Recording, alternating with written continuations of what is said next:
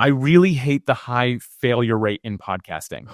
Interesting. It's man, there's we do an industry report. I'm going to pull it up so I don't get numbers wrong. Don't worry if you're listening to this, you don't need to see it. I'm making sure I'm not going to share anything wrong. But podmatch.com/report is where people can go if you're interested in just seeing some of the data on podcasting. And right now, this is like I literally did this today. We update it every month.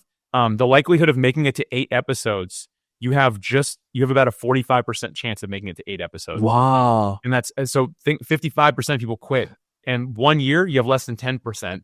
Less than 2 years, to me, that's like the 100 episodes. You're doing one a week. Yeah. That 2-year mark, 100 episodes, is kind of where traction really starts to take off. And a lot of people have said that there's no real data behind it, but that just seems to be the magic number.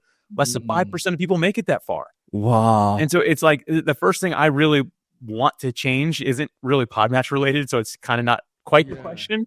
But I'm like, man, we've got to find a solution to help people stick with it, because I've just seen the impact that podcasting's had on my life as a podcaster, but also as a listener. Yeah. And I'll tell you what, if someone's listening to a podcast and then you just stop, like, yeah, sure, they might go find another one, but you might have been the person that was really speaking to them, really impacting their life. And so on PodMatch, kind of bring that into PodMatch, we really have made it our vision, our mission, our passion, our purpose to help podcasters stick with it. Like to really help them stick with it. And ultimately it's on them, not on us, but we want to help remove some of the friction that makes leaving seem more attractive than staying, right? And with their podcast. And so for me, that's one of the things like on the platform that I think we can do better at. We're always improving. I don't beat myself up about it at this point. I'm just like, God, like direct our path with this thing, right? Like give us wisdom to discern on what to build out and how to do it. And then of course we listen to our members. Often we find that God speaks through the people that are talking to us, telling us what they want and need. Yes. And so I would love for us to be like 6 months ahead of where we are. And maybe that's just the entrepreneur's curse a little bit, right? Like we're always like thinking next in depth, and that's not always a bad thing. But I'm doing my best to learn to live in this moment, knowing that we're doing good today, and the journey, not the destination, is where the real prize is. So I'm very hopeful on that. But what I want to see change, to answer your question, just kind of summarize it, is I want to see our ability to help podcasters stick with it improve. Yeah, man, that's actually such an interesting topic, the failure rate of podcasting. And I actually would love this, because as a podcaster, I can like understand it. And has there been times I thought about quitting? No, but there has been times where I'm like, oh, I have to do this podcast, or maybe I'm not in the mood, and I really have to like get myself in the mood and get really, because it takes a lot of energy and preparation. And I'm very fascinated by that.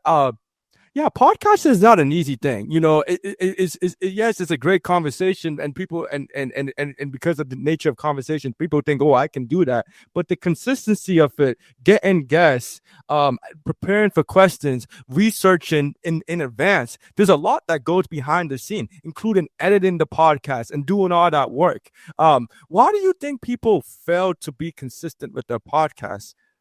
Yeah, I think it all comes into not setting a proper expectation from day one. No. Listen, I like to say that podcasting is simple, but it's not easy.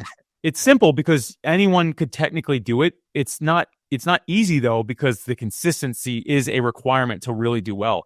To me, what it means to be a podcaster is to consistently release value-adding episodes that serve your listeners. And I think that's where many people miss it. Only making it 8 episodes in, like, man, did you even get enough traction before you decided to stop, right? Like there's... Anyway, I digress on that. The reason I think it happens is people don't set the right expectation from day one. So like, I'm going to start a podcast because I know someone who did it, right? Yeah. And so they get into it and they're like, oh, whoa. Like you said, they're like, I'm tired today. I think stop, right? Like, I don't feel like editing this. I think I'm just done. Like those are the type of things that I hear people say where they're like, listen, no. It's because they didn't have the proper expectation going into it. I think that's the foundational level of why people don't stick with it. Yeah. I think another issue too is at least during the pandemic, when the podcaster scene was becoming really hot, because due to the nature of the remote world, like people were getting a lot of traction and a lot of views, and advertising was through the roof. So people are making a lot of money, and I think a lot of people were associating podcasting to like, man, this is gonna make a lot of money. Like I can do this. I'm sure that because that's when podcasting was really getting popular, and it was easy to make money. Just people, oh, you just talk on the mic and you'll make money. Like that's easy. I'll do that too. And I think a lot of people are beginning to realize like maybe podcasting, you can make money from podcasting, but it's probably not the easiest way of doing that. And I think that's also contributing to the failure of podcasting.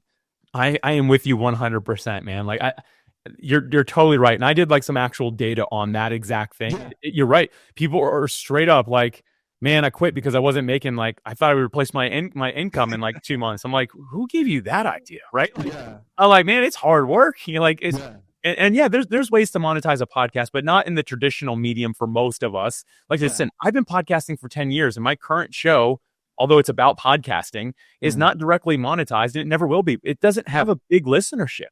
Now, I don't mind. It serves who it's supposed to serve. My product, my service, PodMatch, is where I will bring in income, right? So I had a business and a podcast, and yes, they happen to be connected.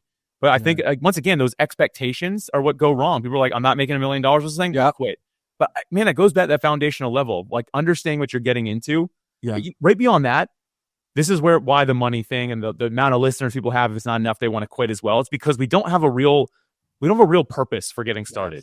We don't have an actual purpose. If your purpose getting into podcasting is to make money or to get famous or something like that, like that's going to be really hard to do. And I'm not trying to tell you not to or to sell you short, but like to me, a proper purpose has to go beyond you. If it's just me centered, it's not great. Like when I launched PodMatch, I did not launch PodMatch. Notice I haven't said this the whole time. I didn't launch PodMatch to quit my job. I didn't launch it so that I could become known in the industry. I launched it because I saw a problem that was in a community that I was passionate to serve. And so my purpose was to help things be better for those people.